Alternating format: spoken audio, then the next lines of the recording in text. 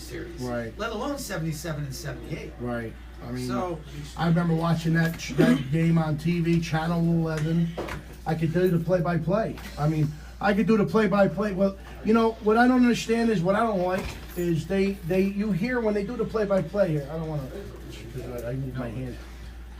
You hear the play-by-play of Chambliss's home run more done by Howard Cosell and not Phil Rizzuto's call. Because they use Phil Rizzuto's call on Mickey Mantle's 500th home run a lot. But I still like the original call of Phil Rizzuto of Chris Chambliss's home run. And I don't know why they use Howard Cosell's a lot when they're doing it. So the Did anything to do with copyrights though? No. It's Well, just back then, I think. Correct me if I'm wrong, but back then there were no rights. I mean, if WPAX wanted to simulcast the game of the week, nobody's gonna say nothing. and they would use their own announcers. He hits one deep to right field. That ball is out of here. The Yankees win the pennant. Come on. Howard Cosell's call was I'll simple. tell you what. Chris Chambliss on one swing, and the Yankees win the American League East pennant. Come on. That was You have Ray Burris coming on, right? So you brought this up. Your next guest through me will be Littell. Because Littell is as crazy as you. All of you. Granted, I know you're going to bring up the Chambliss home run, but Littell will come on the show. And the guy who gave up the home run for me being in the opposing locker room, I loved country. So, yes, I was ecstatic when Chambliss hit the home run. Yeah. But it hurt me that it was off of Littell because he was such a nice guy. Well, I mean, you know, it's got to be off somebody. Right. Somebody's got to Yeah, lose. but you hope that it's somebody that doesn't tip you $1. What about, or is nasty listen, to you. you live with those moments. What about when Mariano threw the ball in the right field? I mean, into center field. I mean, that was a World Series that should have been locked up. That was not only a World Series should have been locked up, it was a big World Series for New York at the time after 9/11. And I understand. I know how to see. A lot of people don't know how to accept losing. I can accept losing because I played a lot of sports in my life, and it's either you win or you lose. You do everything you can not to lose. But when you lose, you have to accept it and carry it on to the following year and try to win again. And I can't tell you how many years of softball I played where I got to the finals and lost every year and thought I was never going to win a championship in softball until we started winning. And not only it gets addicting when you start winning them and when you're learning more, then you start playing other teams and they start winning them, and next thing you know, I mean, I remember I won a championship in every town I think on the East Coast. Right? I played in the Nationals, not the Nationals, softball Nationals in PA, and I made it to like a semi-pro softball. And my biggest accomplishment was winning a state tournament and playing in the wide world of sports in Disney, the sports complex in Disney in Orlando, Florida, where we went there and played a world softball tournament. And you can only play in a world softball tournament if you win a state championship and play in nationals games. Like so, but You traveled 1,000 miles to play in the Anza game. that's right. Well, I mean, you know, it's just hey, listen, a lot of the players, I played against a lot of players who played Major League Baseball. And I racked right up with them. I mean, as far as softballs, because they're not baseball. I mean, it's just, I didn't want to get into what I did. I wanted to get more into people have to know how to lose because it's a part of life. And it's just because you lose that one moment don't mean you can't come back and win again. You know, as you're talking, the brain wanders. When we talk about Chambliss's home run, I will not forget having to go down to the visitors' locker room, and I saw Buck Martinez, right? Wouldn't sit, locker, wouldn't sit in a chair, was sitting on the floor with his head down. Couldn't stop crying. That's, you said, Yes. except losing. Yeah. My brain wanders, right? We're talking Yeah. about Littell Well, and that's- Chambliss. let me tell you. Martinez, right, sitting there, just Baseball's not an easy Not going to the championship World to Series. win. Not There's to a men- lot not- of good teams out there. Not to mention with the Yankees. Look at the Cubs, for instance. I mean, come on, they finally won one. All our lives, 47 years. I mean, I watched baseball out of my 47 years alive. I watched it for 41 years. I mean, maybe 42 years of watching baseball, and never the Cubs won the championship. They used to make. I remember Rainbow Trout. They thought they had it 10 years, and Steve Trout, and they never made it. Hi guys. Hi, Annette. This is Jerry the plumber. And if you you need anything plumbed, he's the guy. No, also they have. Hi, Pete. What's going You're on? talking about sports. I don't know nothing about sports. Oh, hit the ball, run. That's Run it. fast. Run. Run fast.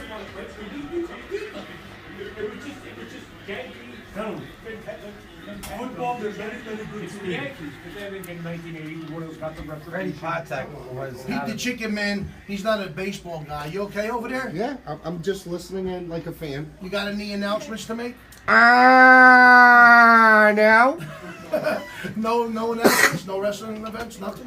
June 9th. June 9th? Wayne Saturday, PAL. Friday? I don't know if it's Friday or Is it Saturday. Gino Caruso's event? No, it's NWA event. Oh, okay. June 9th. NWA New York. NWA in the, oh, it's going to be in New York. No, NWA New York. Big Apple. Big Apple. That's it. And where's it going to be? See, you know more than me. I just told you. The Well, Wayne you said New York, PAL. but I remember Big I Apple. know, that's right. Wayne PAL. Wayne PAL. Okay. We're gonna try to 7:30 make- start, I think. He's a big, he's got a lot of friends in the wrestling business. His father was My Jimmy first Snuka. year in education, my very first year, I had Nick and Dwayne in class. My first year, they drove me crazy. Nick is now the principal of the school that he drove me crazy. Dwayne, I think you guys know. Did you know him? No, you know Dwayne. You do. And every one of your listeners knows Dwayne. Dwayne Johnson. Johnson. Oh, I As a for a senior second, in my high brain just school, lost it. you know how we're all knuckleheads? Oh, trust me, Dwayne was a knucklehead. Now, Billy, not to get off the sports. I know we got a lot to talk about still with sports, but tell me, you did some movies. When I got out of high school, I said I'm going to go to community college, and then I wanted to go out to Los Angeles and keep trying. So I got. You were in some big movies, right? I got cast by John Waters in. Jonathan Hairspray. Waters or John? John Waters was the director of Hairspray.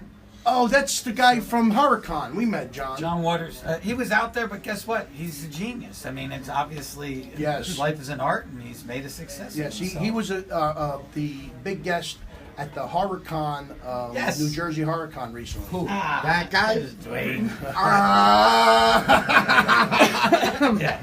They would be good friends. It's obvious. But I didn't really look too much into your movies, but I know you played it. You were in Hairspray, and you also played a young Lieutenant Columbo. What was Oh, that? I'd like to ask you. I'm sorry, Freddie. Just a moment.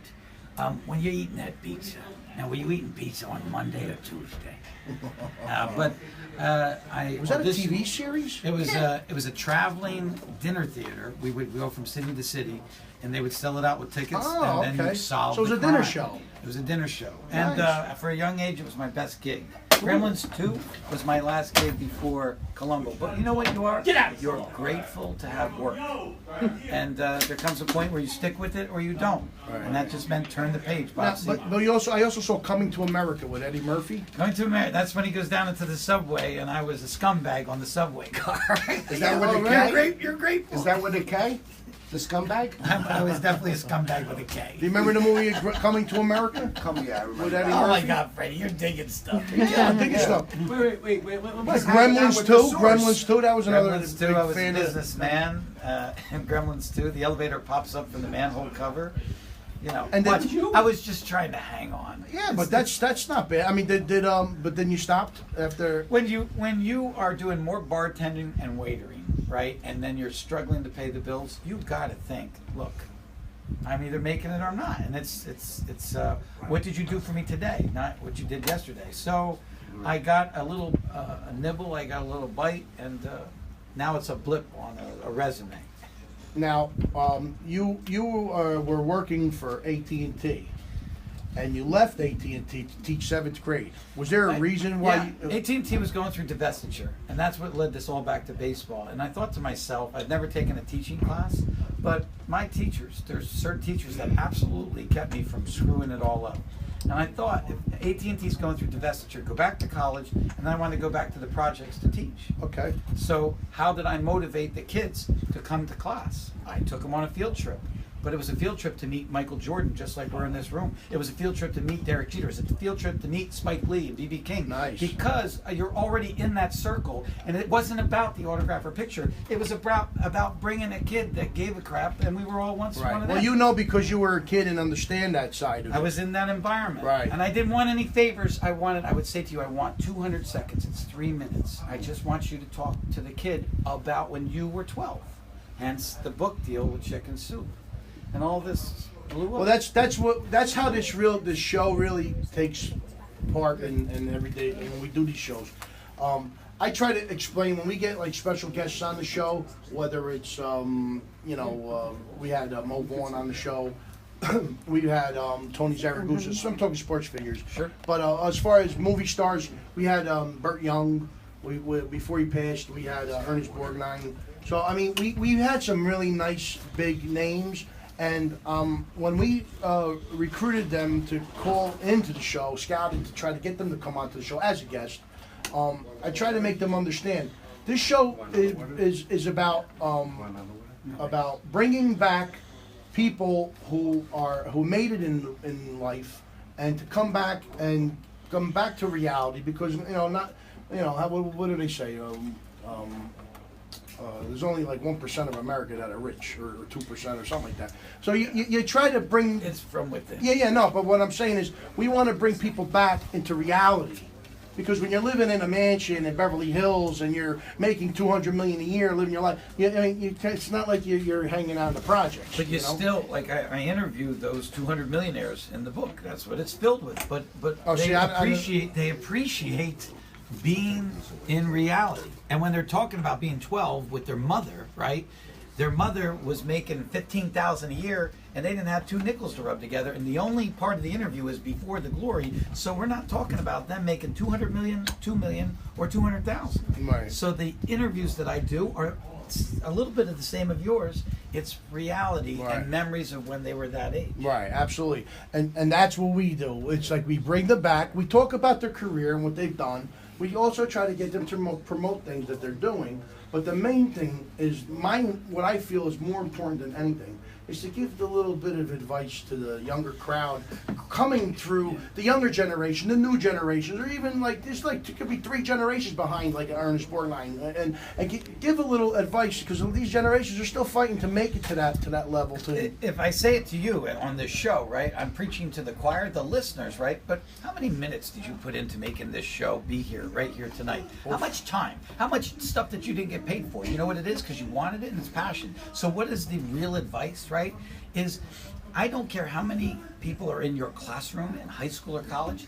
It doesn't matter what you're doing. It's how hungry you were, and how it is truly, I will outwork you. And if you're ahead of me tonight, when you fall asleep, I will stay up and I will catch up and pass you by the time you wake up. Right. So that's the trait. Right. And it's in sports, it's in business. It doesn't matter what anyone's promoting. You gotta have that inner hunger. Right. A little bit of personality, like your crew, sure as hell helps. Yeah. But I'm going to outwork. I know you. this was going to be a little tough for them. There weren't too many baseball fans. Jerry's not a big baseball fan, and neither is the Chicken Man, but I know Anthony is, and that's why he's still here.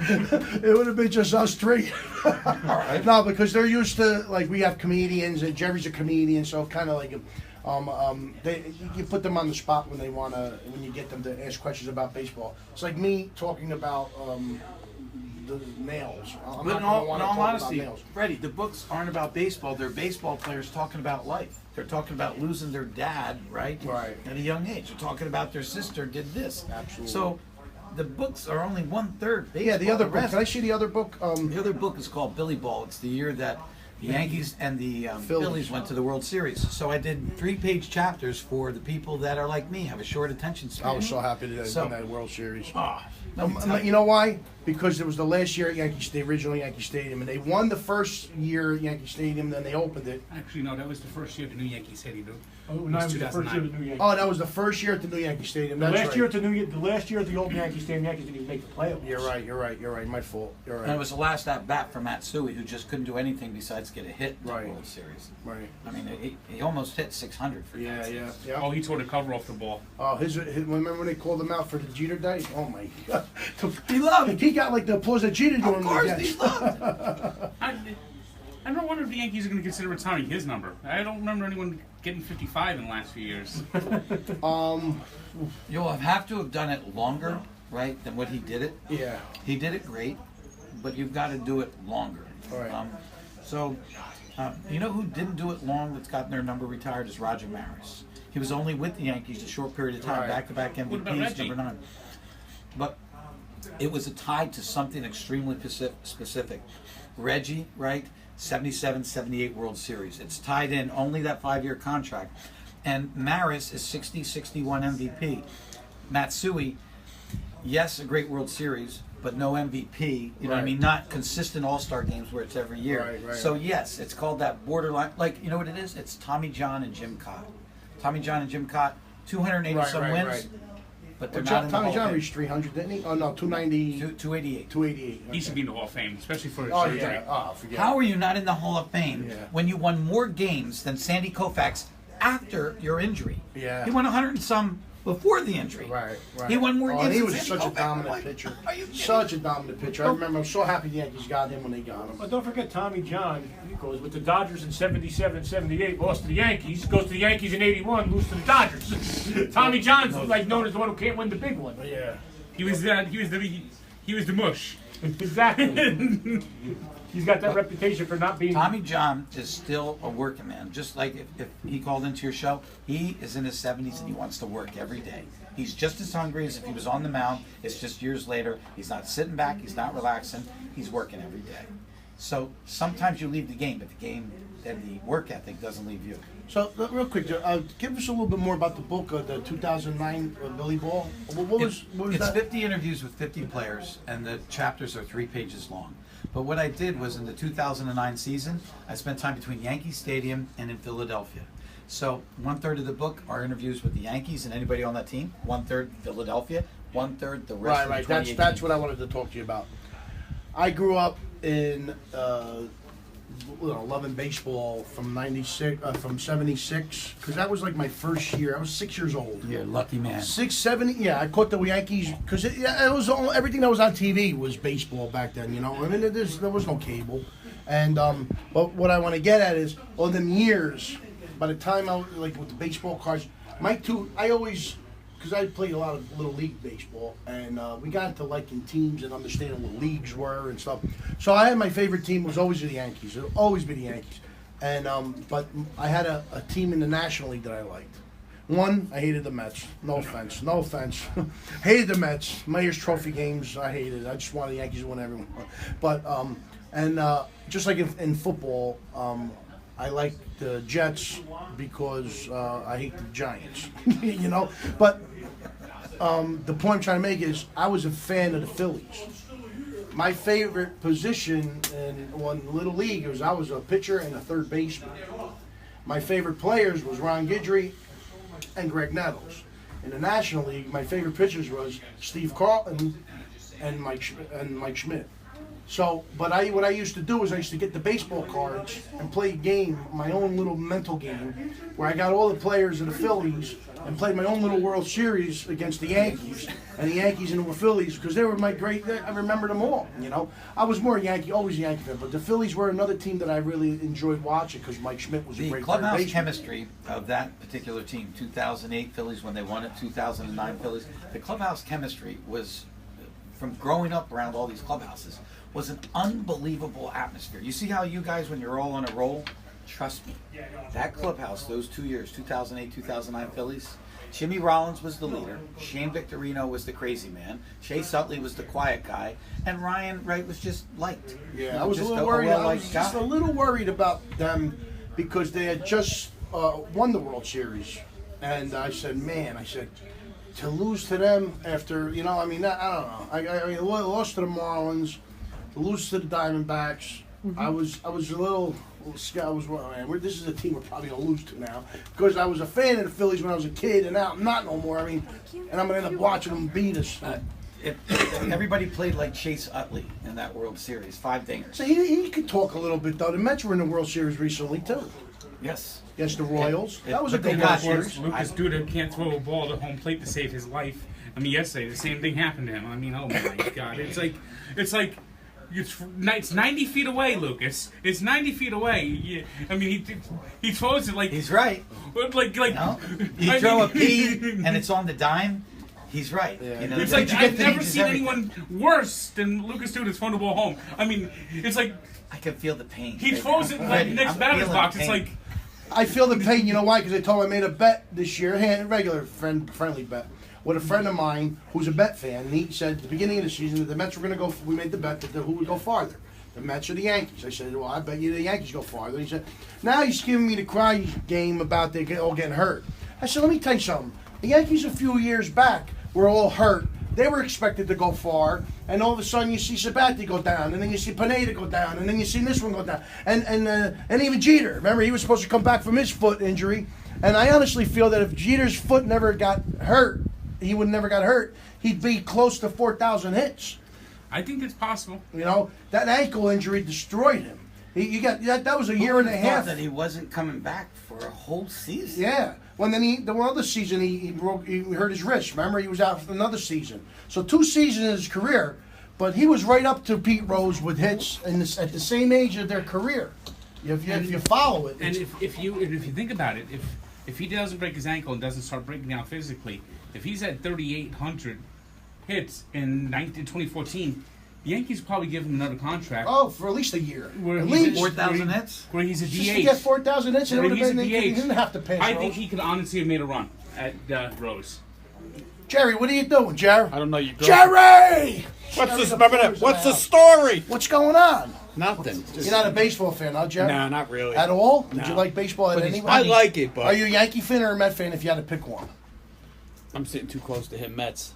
You're a Met fan? No, I'm a Mets. No, Yankees. Yeah, Actually, no, I'm a Yankee fan. I don't know. I really don't. I mean, I'll watch it. Did but you watch any baseball If growing you're up? in the state of Not really. Mets, because you could be a Met fan. Are you live right now? I guess. Oh, you're live. Yeah, I'm You're just live. watching him eat pizza. Ladies and gentlemen, these men are crazy.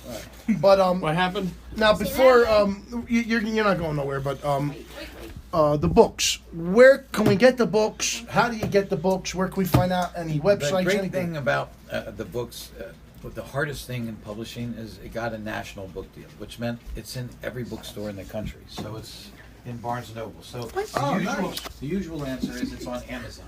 Okay. And your whole goal as an author is not to make it to AAA. That means self-publish or be regional. And so this company, Chicken Soup for the Soul, they said, we're going with you and going with the book. And that's how all the pregame shows, all the like Fox and the shows, and the regional shows and the city sports shows, they fly you in, you go on with a player, no different than Ray's coming on. You talk baseball, then you go to bookstores and you sign books. Nice. If it has good sales, then you do book 2. Okay. It's Websites? my name, BillyStaples.com, and that's how Chicken Soup will book me, and Disney books me to go to schools like this little guy's school with Larry Holmes. Yeah, I mean, it's what- the way I make a living. What about you, little guy? What's your favorite team? I'm gonna have to go with the Yankees. You're a Yankee fan. Look at Of this. course. I would never doubt you whatsoever. You should be a Yankee fan the rest of your life. I don't want to leave it anywhere. Well, it's like the song I sung on Mother's Day. Aaron Judge. That's all I got to say. I'm just like my dad. I sung the song on I sung the song on Mother's Day.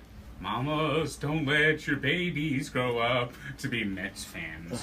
They'll rip out your heart, tear your life apart, and lose games that you thought that they've won. Mamas, don't let your babies grow up to be Mets fans. They'll make every day a living hell because the team is going down the drain. How did you become a Mets fan? Yeah. I mean, I know how I became a Yankee fan. It was either go growing to up. prison or be a Mets fan. Right. I picked being a Mets Well, fan. I know how I Thank became God. a Yankee fan. I don't know what I would do if When I I was was a old Mets enough to fan. watch baseball, I was 5 years old. When I was old enough to watch baseball, Yeah. and the first year I really started watching baseball was '84 to I couldn't repeat. Who sang that song? I think that was a Willie Nelson song originally. Let him sing it. Billy, joking. I just want to thank you for sharing all these pictures with us. You're not going anywhere. I know we're going to do Ray Burris after Ray the break. Bone. He'll go from being Ray Burris to Ray Bone once he gets a little bit of your juice, Freddie. Ray Bone? Oh, Ray Bone. Ray Bone. Yeah, in the locker room, no Ray Burris. Oh, okay. Ray Bone. Oh, cool. Ray Bone. Is he cool like Billy Sample? Absolutely, they're friends. They're great friends. No, We I do know. gigs together. Billy and I have done gigs, and Ray Bone and I have done gigs. Well, You can get them going. We're gonna go to break, and we're gonna come back with Ray Burris. I want to let you know, check out BillyStaples.com. BillyStaples.com. Look for his book, The Ford of Glory, in Barnes & Noble. This one in Barnes & Noble. Or you could go to Amazon. And then you have the other one, Jerry. You want to show? Billy Ball, 2009. Another great story about the road to the Phillies and the Yankees World Series. A memorable series for me. They're 27th. And I just want to let you know we're going to go to break, and we're going to come back with Ray Burris. Pitcher, 15 years in the major leagues. I'm telling you, he's a legend. 15 years in, 2 years in the major leagues. I'm telling you, just to get to the majors is tough. But this is the Wiseguyz Show with Jerry the Plumber, Anton the Source, Billy Staples, Frank Fleming, and Little Vic. Little Vic on the Wiseguyz Show on DDVRadio.com, DDV Radio on TuneIn, Village Connection Radio, Armed Forces Radio Network, and City World Radio. We'll be back after these messages.